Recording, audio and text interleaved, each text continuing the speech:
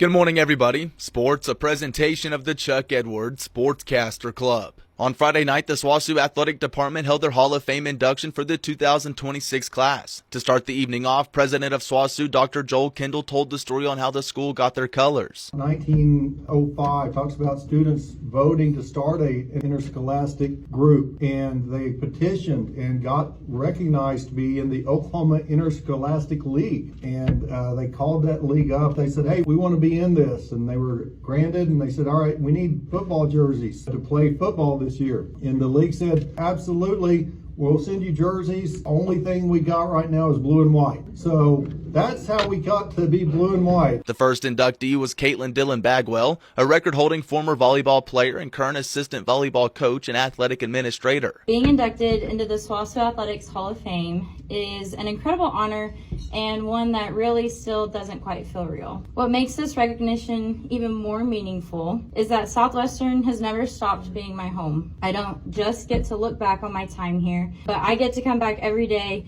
and invest in the next generation of Bulldogs in the same way that I was invested in as an athlete. I can clearly see God's hand in every step of my journey, and I'm very grateful that His plan for me has included this university. Next up was former rodeo athlete Emily Miller-Beisel, who has continued a rodeo career professionally. To my coaches, Coach V, Coach Hayes, thank you for believing in me, challenging me, and helping me shape not only the competitor I became, but the person that I became. The lessons that you taught reached far beyond the arena. Thank you for pushing us in ways we didn't always appreciate at the time. I don't know if any of us signed up expecting actual team workouts in the weight room instead of the rodeo arena, but those workouts became some of the best team building experiences that we had. We all suffered together, laughed together, and definitely complained about being sore together. But looking back, those workouts built more than strength and physical fitness. They built friendships that lasted long after college. The third inductee at the SWOSU Athletic Hall of Fame was Kayla Freeman Jones, a foundational member of the women's golf team. To my teammates, Rachel, Melanie, who were both inducted before me, we came in strong.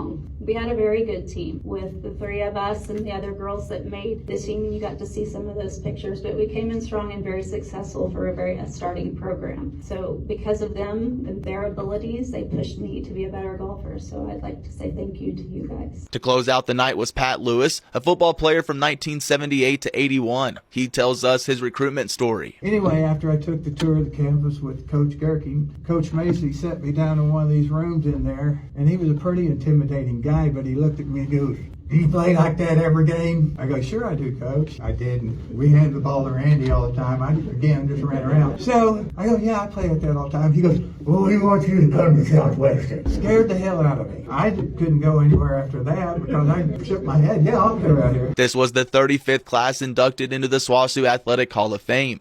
It's a busy day of high school sports in the area, with fast pitch softball getting started and fall baseball continuing. On the softball field, Hydro Weekly is in Watonga to play the Eagles and Chisholm. Thomas will host Sentinel. Elk City travels to play Community Christian. Arapahoe Butler has Merritt on the schedule. Hinton takes on Calumet, and Canute goes to Mustang.